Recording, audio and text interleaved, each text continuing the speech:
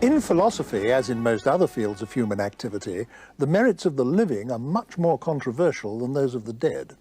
If you took a worldwide poll today among professors of philosophy on the question, who is the best living philosopher, I'm pretty sure no candidate would get an overall majority. So any list of the so-called great philosophers can only end with the latest of the generally acknowledged dead. And today, for us, that is Wittgenstein. Ludwig Wittgenstein was born in Vienna in 1889. His father, from whom he was to inherit a fortune, was the biggest steel magnate in Austria. Wittgenstein was fascinated by machinery from boyhood, and his education was strongly weighted in the direction of mathematics, physics, and engineering. After studying mechanical engineering in Berlin, he spent 3 years at Manchester University as a postgraduate student in aeronautics.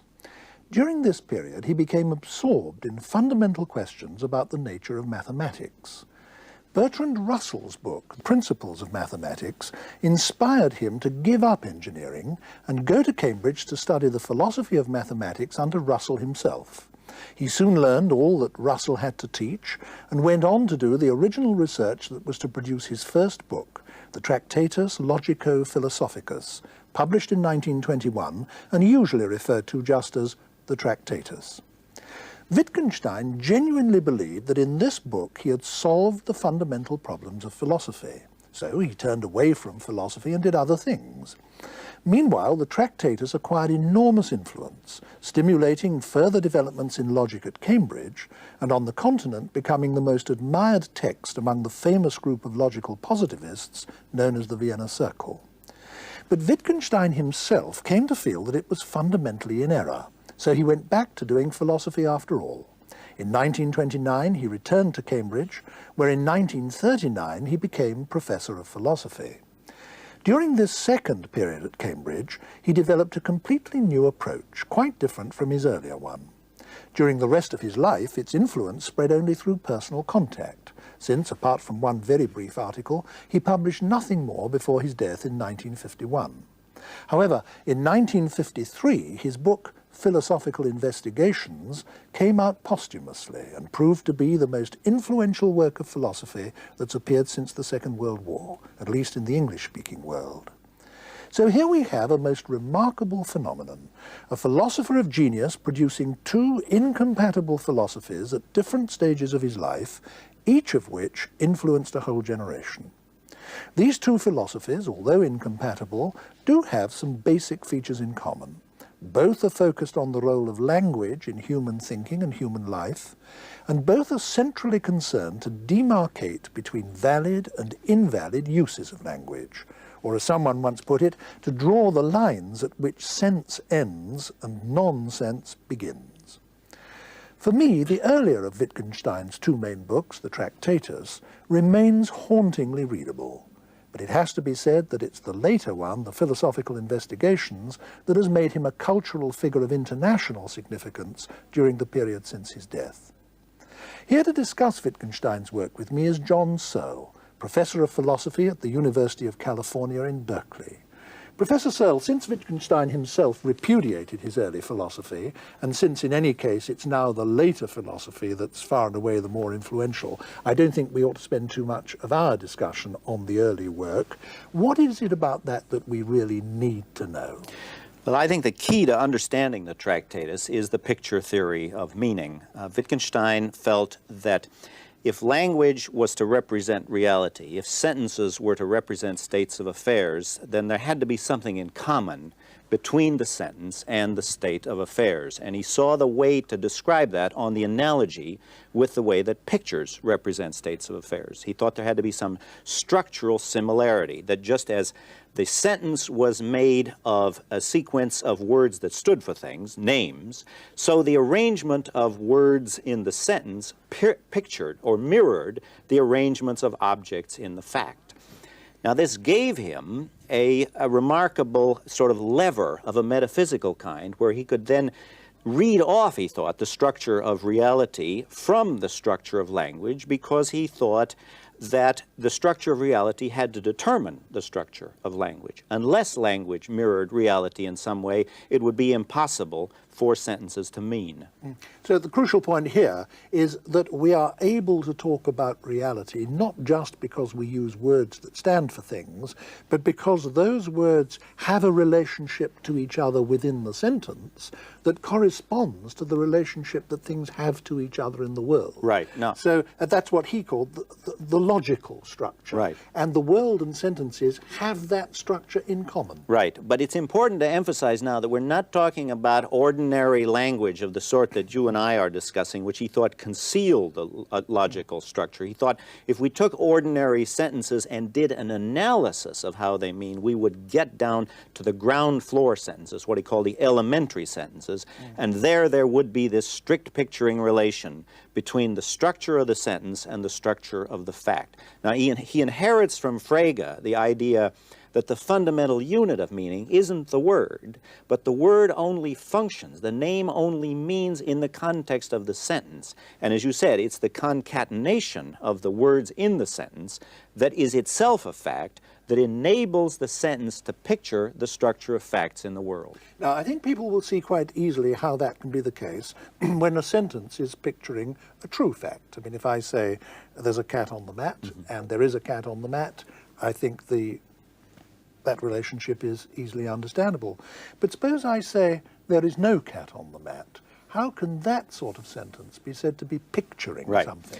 Well, Wittgenstein thought that words like not, and or, and if, the so-called logical constants, that they actually didn't picture. They were not part of the picturing relationship. As he says, my fundamental idea is that these logical constants don't themselves represent.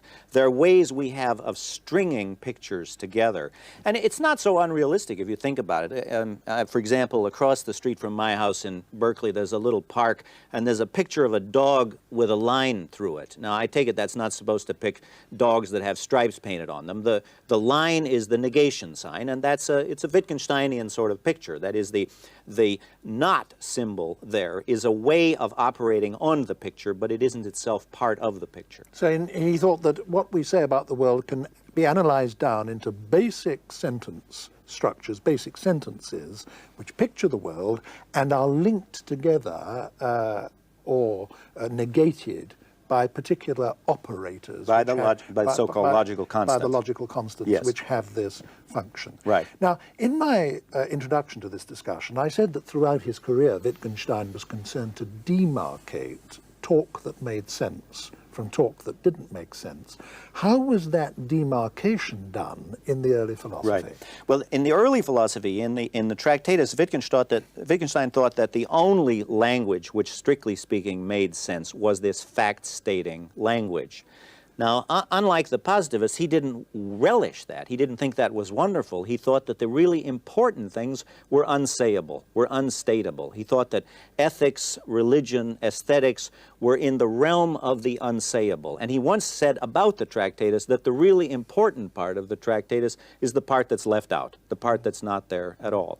So he made a strict demarcation of meaningful language as fact-stating language. And the other parts of language, those parts of language that are not used to state facts, he thought were, strictly speaking, nonsense, and we couldn't really say anything. So although ethics, religion, the arts and so on are of fundamental significance in life, we can't actually ever do them justice in language. They are, as far as the Tractatus is concerned, they are even, it isn't that we can't do them justice. Our attempt to do them justice is meaningless. We can't say anything meaningful about them.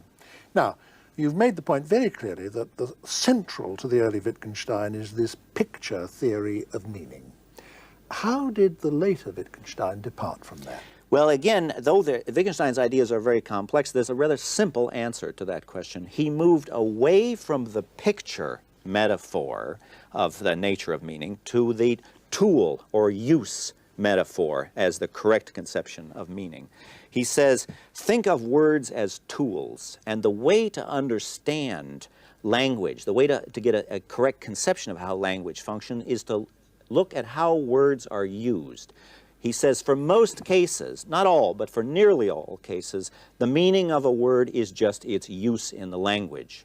Now this, just as the Tractatus gave him a certain metaphysical conception of the world derived from language, so by changing from the picture metaphor to the tool metaphor, he turns that metaphysics upside down. Now, instead of saying that the structure of reality determines the structure of the language, now what he says is that the structure of the language determines what we think of as reality. We can't think of the world, we can't discuss the world, we can't have a conception of the world independent of the conceptual apparatus that we use for that purpose. Now, you've raised a lot of very fundamental concepts here, and I think we ought to take them one at a time for the sake of clarity. Let's begin where you began, with the distinction between a picture theory of meaning and a tool theory of meaning. The later Wittgenstein is no longer saying that that words or sentences picture what they're about. He's saying that a word or a sentence is like a tool, and what it means is what you can do with it, so that, in fact, the meaning of a term is the sum total of its possible uses. Now, it's in the nature of a picture that it does, in fact, picture only one thing. Pictures an object or a state of affairs, where it's in the nature of a tool that it has many uses, perhaps an indefinite number of uses. Now that applies to his view of language, doesn't it? Yes, precisely. Yes. Yes, let me say a little bit more about that.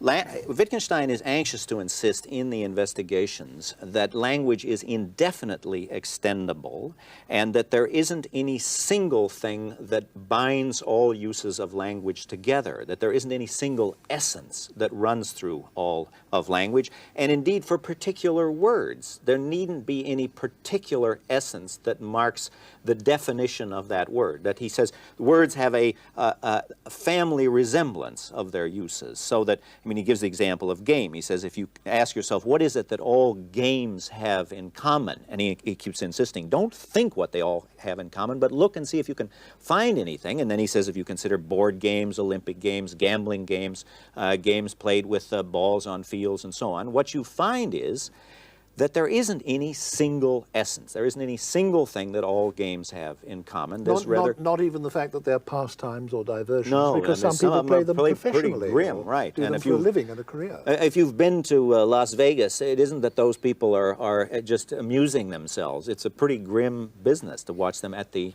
gaming, as they're called, tables. But the idea he has is that the strength of the words derives not from some underlying essence, but from the fact that there's a series of crisscrossing relationships, similarities, and he compares that to the way that the various members of a family resemble each other. And he calls this a family resemblance relation. Now, it might seem like Wittgenstein was just saying sort of obvious points here, but remember, he is militating against a very powerful philosophical tradition. He's militating first against the idea of his own, that words get their meanings by standing for objects, and then secondly, an even older tradition that says words get their meanings by being associated with ideas in the head, and he's militating against a tradition that says, and this goes back to Plato, that in order for a word to have a meaning, there must be some essence, there must be some essential trait that the word marks. So the interest of his remarks about language derives a lot from their revolutionary or radical attack on a pre-existing tradition. He uses the term family resemblance so often that I think it's worth saying just a word or two about that. When we talk of a family, the different members of a family having a marked family resemblance to each other, it need not be the case that there's one single feature that they all have in common. It need not be the case that they all have the same nose or all have the same chin, but that there's no single feature that they all have in common, just an overlapping and crisscrossing set of features from which they all draw, as it were. Now, Wittgenstein is saying that this is true of language and meaning, that if we look at a term or a word, it's a great mistake to look for the one thing that it means, because there is no one thing that it means. The meaning of a word is like family resemblance in that case. Namely, a word has several different meanings, like the several different members of a family.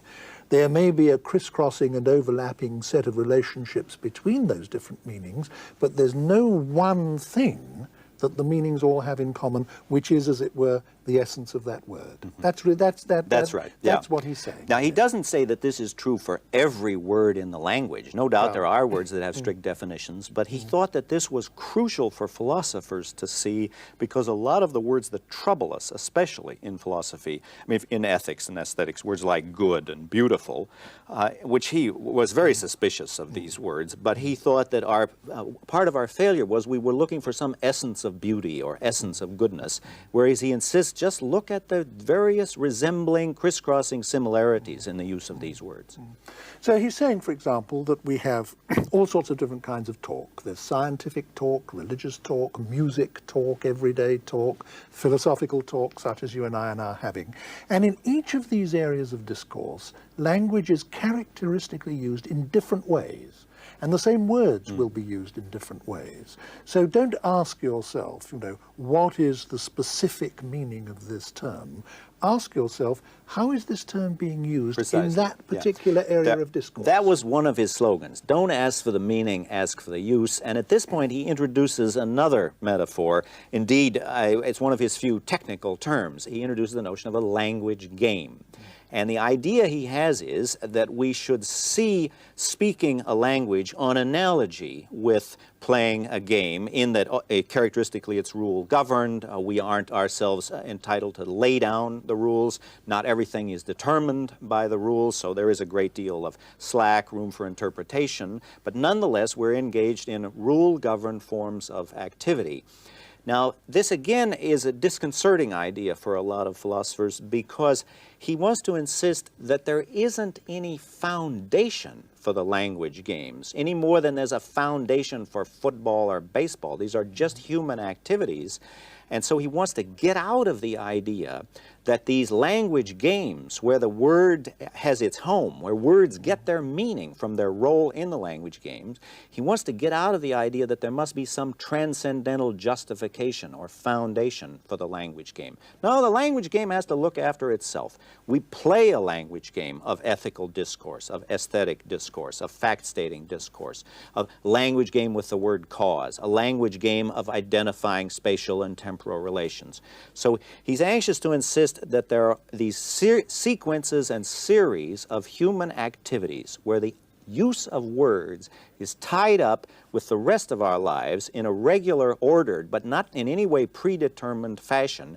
And that's really the task of the philosopher, is to describe, not to justify or give a foundation for, but to give just a description of how the language game is played. I must say I think it's something of a disaster that he fastened on this term language game, because it sounds as if what he's talking about is something frivolous. And in fact, it even feeds a certain prejudice against philosophers that exists outside philosophy, that they're all just playing with words, or that they're somehow superficially concerned with language. This isn't so at all, is no, it? I mean, no. he used the word game for serious intellectual reasons. Right, and let me just hammer home the reasons for the analogy. First of all, it's an activity. It isn't something sublime that just goes on in our heads. And it isn't an abstract set of relationships. It's an ongoing human activity. And secondly, it's conventional. It's regular. There are rules involved. And those are the features that he wanted to get, that we should look at language in action, and we should see it as part of regular, rule-governed behavior. But and that sounds, I think, pretty uncontroversial, at least to us. But there is a more radical aspect of this that I want to bring out, and that is, Wittgenstein thought that there isn't any point of view outside of language where we can, so to speak, stand back and appraise the language game from a non-linguistic point of view. He thought there wasn't any Archimedean point from which we could get away from operating inside a language game, stand back and appraise the success or failure of language in representing reality. He thought that was impossible. We're always operating within the language game. We're always operating within some language game or other. There's no conception that we have of appraisal or of getting at the world apart from operating within a language game. Part of what he's saying is that for me to be able to see this as a hand, or that as a table, I must be in possession of the concepts hand and a table.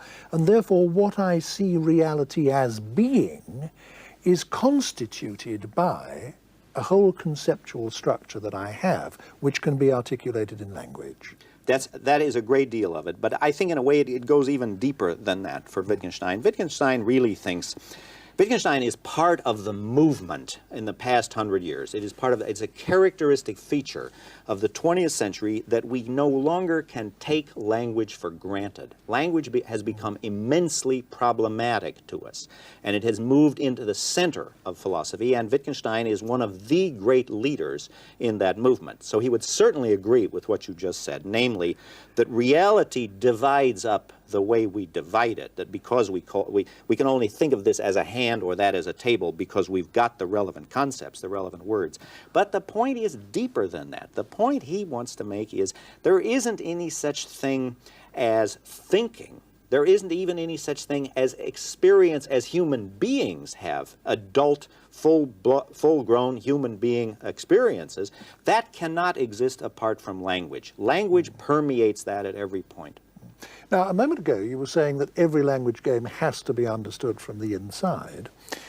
One consequence of this is as follows, isn't it? Whereas the old logical positivists who'd been influenced by Wittgenstein's early philosophy were extremely dismissive of all religious talk, for example, and they thought that if I said something like God exists, that was just meaningless noise, exhaust. The later Wittgenstein would have not been intolerant in the same way. He would not have dismissed religious talk as being empty of meaning. What he would have said is, well, let's first of all examine how words are used in a religious context, how they function.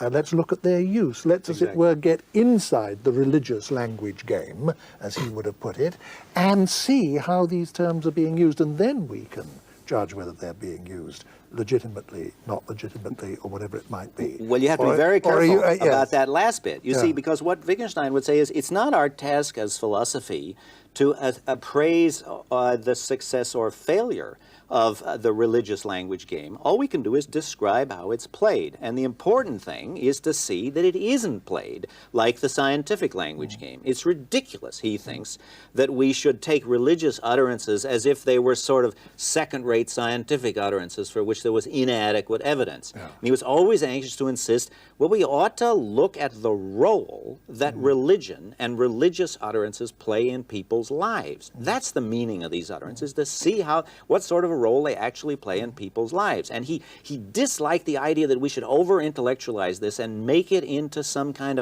of a theoretical enterprise where what we were concerned to was to criticize this and see if the evidence for the existence of God was up to snuff by scientific standards. He didn't like that.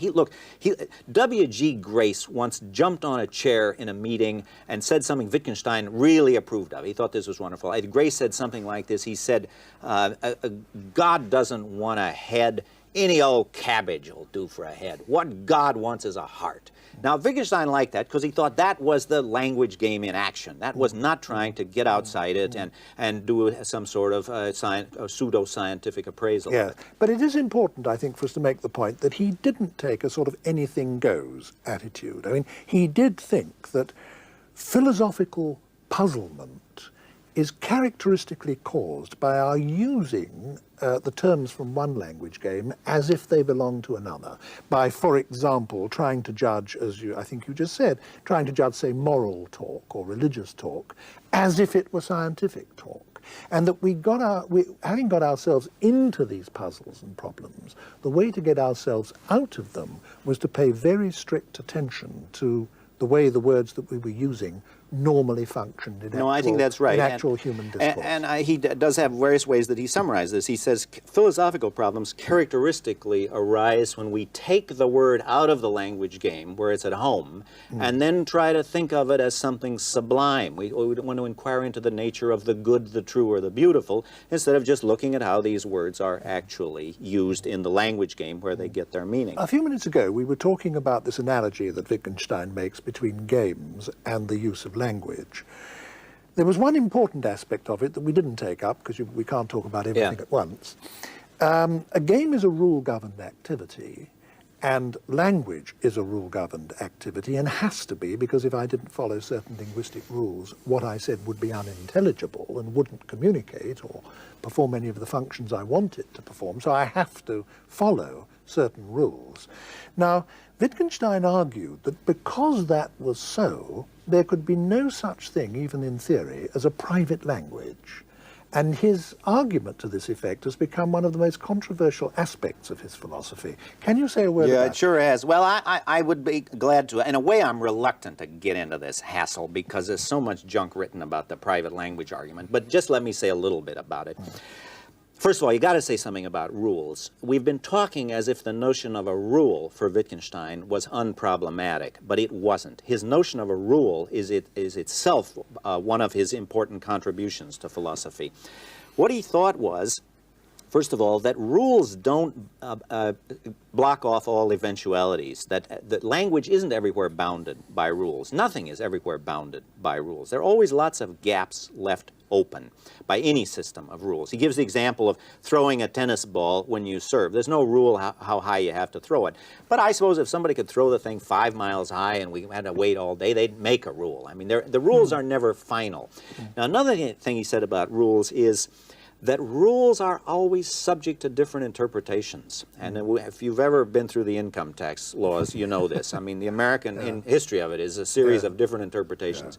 So it looks to Wittgenstein as if there's a kind of skepticism that arises here, because if anything can be made to conform to the rule by some fancy interpretation, then anything can be made to conflict with it, and you wouldn't get either accord nor conflict. The rule would then seem to drop out as irrelevant. Now, his solution to that is to say, obeying the rule is a social practice. It's something we learn in society. Society just has ways of making people and training people to conform to rules. Now, he applies that to this whole private language problem. The problem of the private language is, could there be a language where I just named my own private sensations in a way that no one else could understand it? Now, the reason for all the fuss is that a lot of people in the history of philosophy have thought that must be the basic use of language. In the whole Cartesian that language tradition, must name inner experiences. that we get to the real world, the external world, by starting from our inner experiences, by starting from inside and working outward. Now, Wittgenstein wants to say two things about that. First of all, that isn't how the words for our inner experiences actually function. They don't name private objects. Rather, they're used in conjunction with public criteria, behavior, situations. So we're not, in fact, speaking a private language when we use sensation language.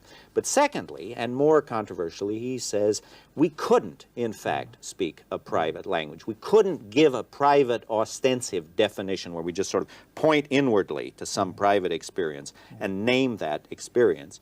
Because, he said, unless we can appeal to some larger social gathering, there won't be any difference between my thinking I'm using the word right and I'm actually using it right. So his discussion of the rules and the social character of rules is really what underlies his rejection of the idea of a private language.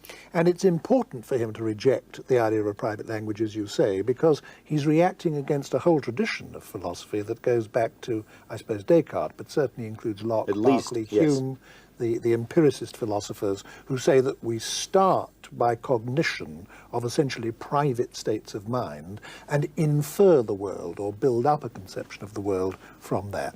Now, the later Wittgenstein seems to me to be saying this, that because the sum total of a word's possible uses constitute its meaning, in the end, what language means and what words mean depend on forms of life, on the social contexts within which they're used. And in fact, he uses that phrase, forms of life, a great deal. So that all the ultimate criteria of meaning are not personal, are not private at all. They are essentially social, are they not? That's right. It's important to emphasize that the notion of use is itself a social notion. It's something that I do in conjunction with other members of a society, and it's only because I'm trained to respond in certain ways that we avoid this skepticism that says, well, anything I do can be made to seem to be in accord with some rule or other, or I could always interpret the rule in such a way that would come out in accord with it.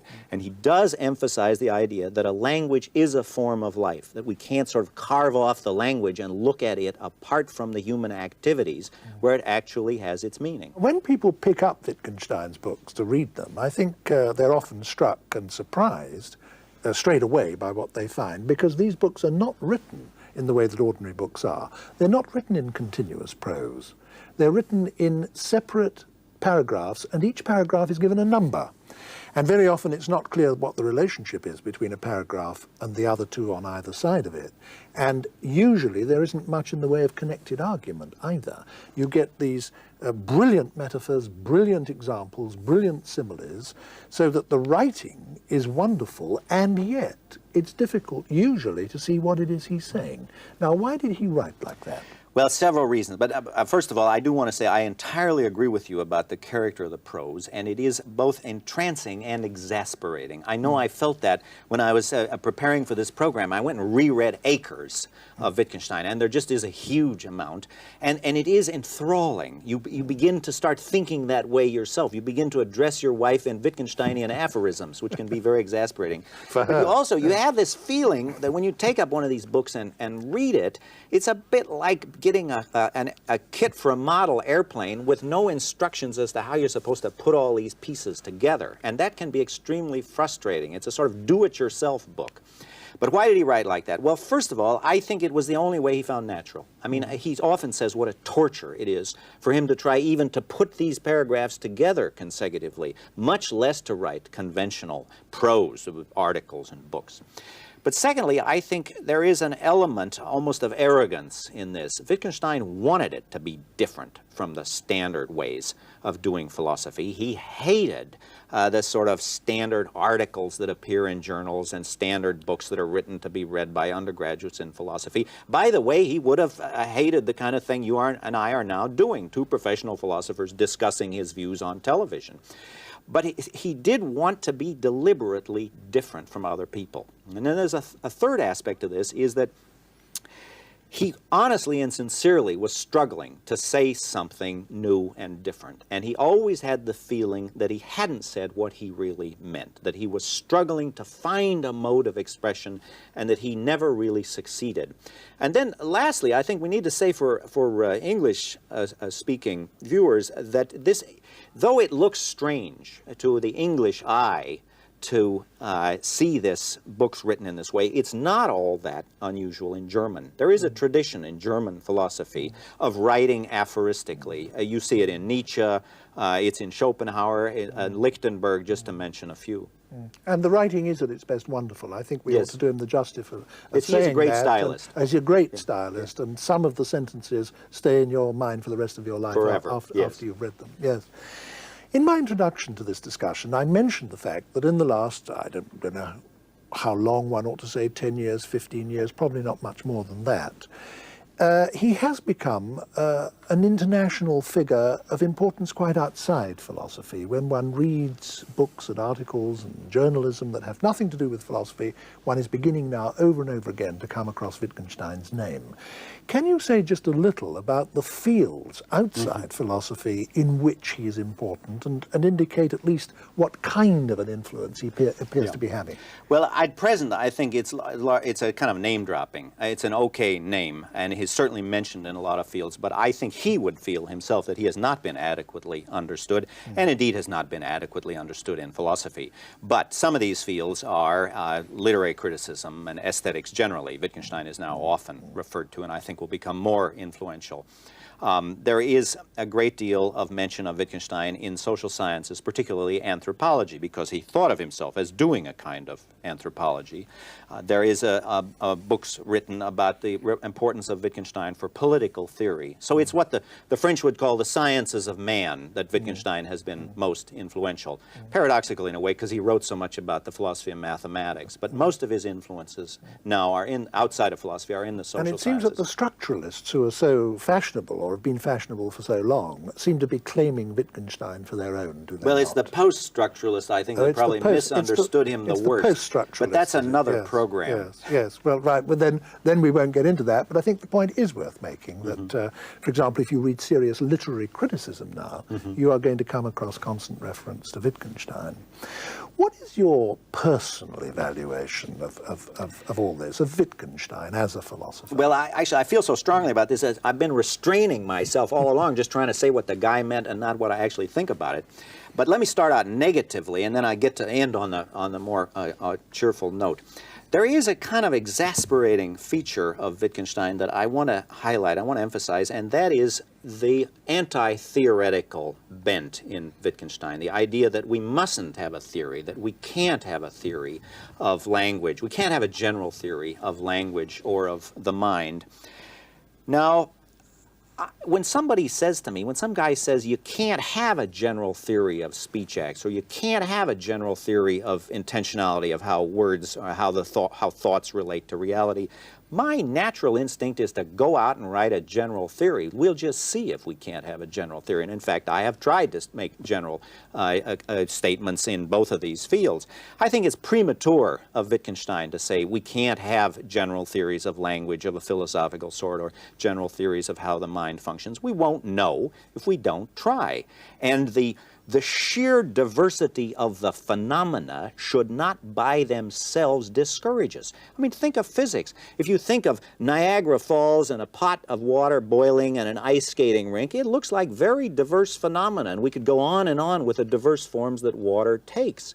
But in fact, we've now got a pretty good general theory that can account for all of that, and I don't see why we shouldn't seek general theories in philosophy, particularly in the philosophy of language and the philosophy of mind.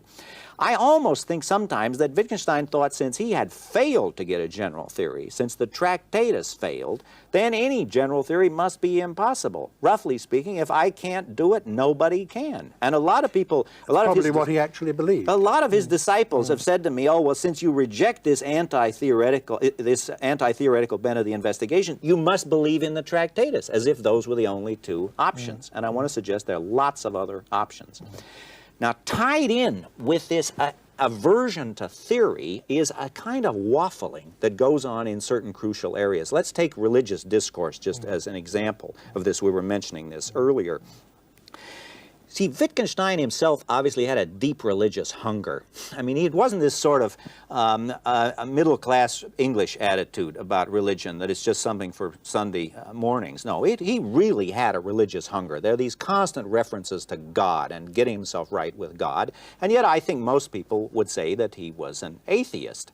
Now, in a way, you feel almost that he wants to have it both ways, that he wants to be able to say things like, well, we just need to know the role that religious discourse plays in people's lives. But of course, you won't understand that role unless you see that religious discourse refers beyond, that the only reason that people pray is because they think there's a God up there listening. And that's not, whether or not God is listening is not part of the language game. The language game of religion can only be played the way it is because people think there's something outside the language game that gives it sense. Okay, now that's for the bad part. Let me say what I think is really terrific in Wittgenstein. Well, first of all, I think most philosophers, what I'm going to say right now is kind of contemporary orthodoxy. Most philosophers would agree with this. He has made terrific contributions in the philosophy of language and in the philosophy of mind. His contribution in the philosophy of language is that he really mounted devastating attacks on the idea that words get their meaning by standing for things or by being associated with some introspective process, by standing for some mental thing in the mind. And he does knock those views pretty effectively. And also, he is pretty good, one, I think, of the most powerful, not the only one, but certainly one of the most powerful expressions of the view that speaking a language ought to be seen as a form of human activity, that words are also acts. Words are deeds, and that is an important line of investigations. Now, in a way, his discussion in the philosophy of mind is just as important as his work in the philosophy of language, and it's a very effective attack on the Cartesian tradition, on the idea that we really live in two worlds, a mental world and a physical world. But his attack on Cartesianism is so powerful precisely because he doesn't make the mistake of most anti-Cartesians of thinking, yeah, you just have to reject the mind. Just say there isn't any such thing as mental phenomena. What he does is a painstaking analysis of a whole lot of psychological concepts, belief and fear and hope and expecting. And he goes through these, and what he shows you is that the deep grammar of these expressions is quite different from what you would think just looking at the surface, where we have nouns like mind and body, and where it looks like there are these two different things, minds and bodies. What he does is, by carefully describing these language games, he gets you to see that things like hope and fear and expectation and belief are grounded in situations, that we actually use these words in such a way where we're not inclined to think there must be some deep Cartesian divide. We say things like, he's been groaning and in pain for the past 2 hours. And we don't feel there, oh my gosh, he's mixed categories, the physical groaning and the mental pain. It's just a perfectly natural way of talking. And he shows us that our natural way of talking does not lead to any kind of Cartesianism. However, the most powerful part of Wittgenstein, from my own personal point of view, is not his work in the philosophy of language and mind, but it's an idea that really begins to acquire momentum in his last work. It also appears in his earlier work, but in his very last work that he wrote when he was dying, On Certainty. And it's a rather subtle idea, but it's this. We have, in the Western intellectual tradition, going back to Plato, we have the idea that any meaningful human behavior must somehow be the expression of a theory, an implicit theory that we hold. That if you understand me and I understand you, it can only because we each have a theory of the other. Or, as you say, an implicit theory. An implicit theory. Yes. Chomsky Yes. thinks this, that there's an unconscious Yes. theory of language. Yes. And artificial intelligence is based on this presupposition that there are these unconscious theories. Now, there's some truth in that, but Wittgenstein is anxious to emphasize that a great deal of what we do is both socially and biologically primitive. It's a way of responding. It's a way of acting. We just act. We don't need to appeal to the idea that there's some implicit theoretical structure that enables us to act. And as usual, he gives very good similes. He says, look, think of squirrels storing nuts for the winter. Now, do they do that because they think Hume's problem of induction has been solved and we now know that the future resembles the past? No, they just do it. Now he says, think of yourself and putting your hand in the fire. Is the reason you don't put your hand in the fire, is it because you think you've refuted Hume? Or you think you've got very good inductive evidence? No, you just don't do it. You couldn't be dragged into that fire. And he says a great deal of our human activity has to be seen like that. We're just responding in ways that are both biologically and culturally conditioned. But his ground floor statement, he keeps repeating this, is we just act. That's the way we do it. And this goes against a whole tradition where we try to think, well, we can only do what we do because we've got an implicit theory.